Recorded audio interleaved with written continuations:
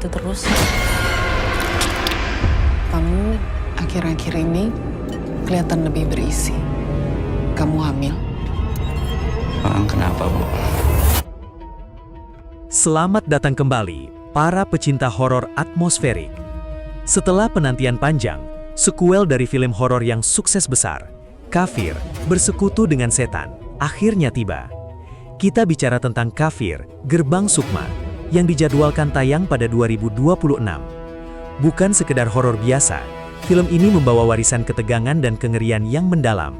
Hari ini, kita akan membedah secara tuntas alur cerita yang disajikan, menganalisis mengapa ancaman baru ini jauh lebih menakutkan, dan bagaimana dosa masa lalu menjadi kunci pembuka Gerbang Sukma.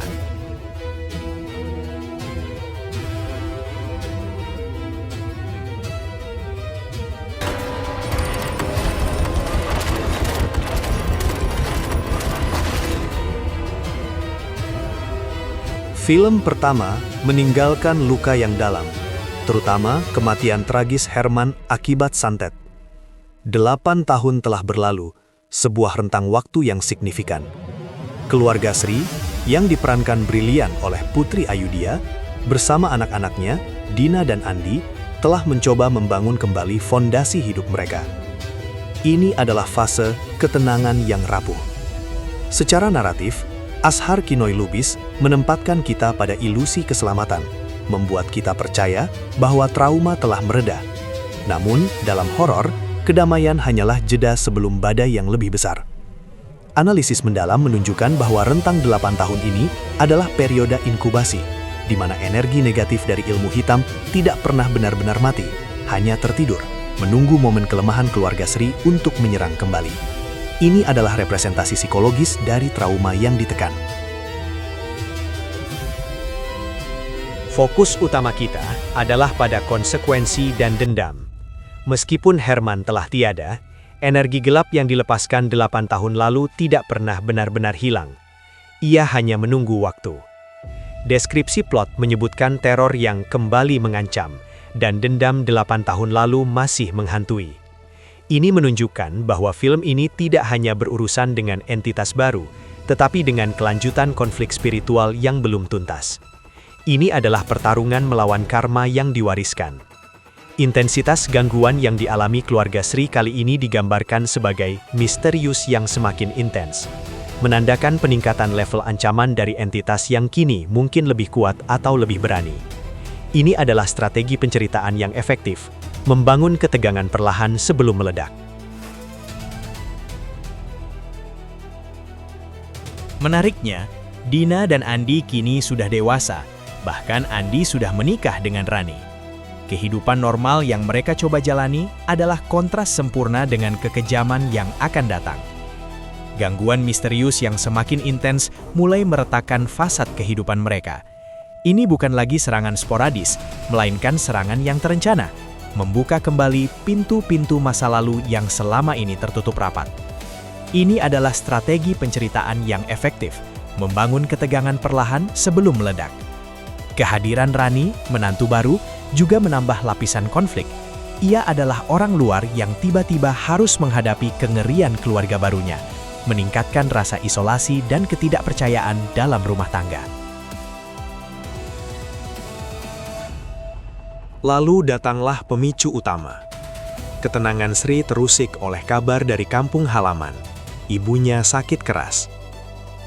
Keputusan untuk kembali ke desa, ke rumah masa lalu, adalah titik balik naratif yang sangat klise dalam horor, namun selalu efektif. Mengapa? Karena rumah masa lalu adalah gudang memori, tempat dosa dan rahasia terkubur. Kepulangan ini bukan sekedar kunjungan, melainkan sebuah undangan tak terhindarkan menuju malapetaka. Ini adalah jebakan emosional yang sempurna.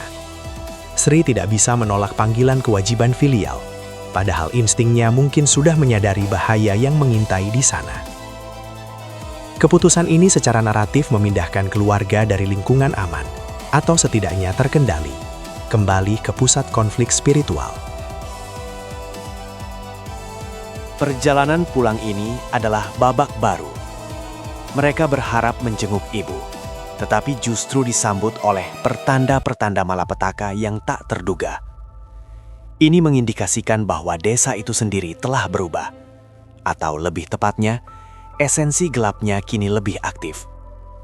Keputusan ini yang didorong oleh rasa kasih sayang dan kewajiban anak, secara ironis menyeret seluruh keluarga kembali ke dalam jurang kengerian yang mereka hindari selama 8 tahun. Ini adalah momen di mana harapan berbenturan dengan kenyataan pahit, di mana setiap langkah menuju rumah adalah langkah menuju kehancuran yang telah ditakdirkan. Analisis ini menunjukkan kecerdasan penulis naskah dalam menggunakan motif homecoming sebagai alat untuk meningkatkan ketegangan dan fatalisme. Kamu akhir-akhir ini kelihatan lebih berisi. Kamu hamil?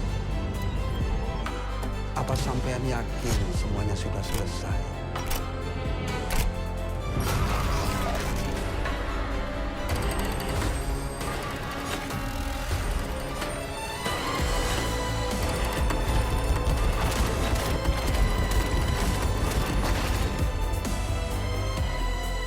Sekarang, mari kita masuk ke inti terdalam alur cerita, dosa masa lalu Sri.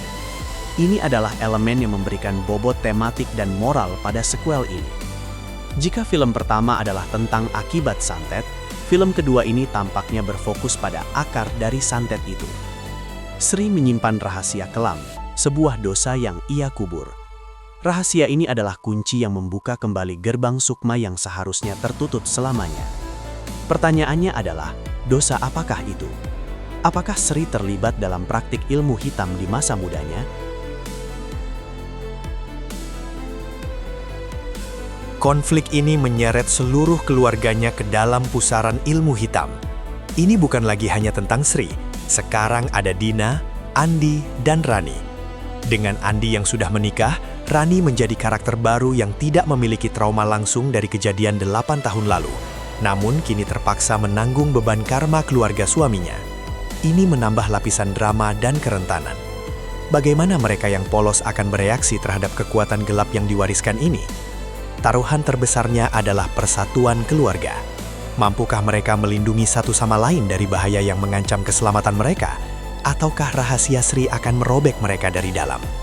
Dinamika antar karakter ini akan menjadi jantung emosional film. Penggunaan Banyuwangi, Jawa Timur sebagai lokasi syuting juga bukan kebetulan.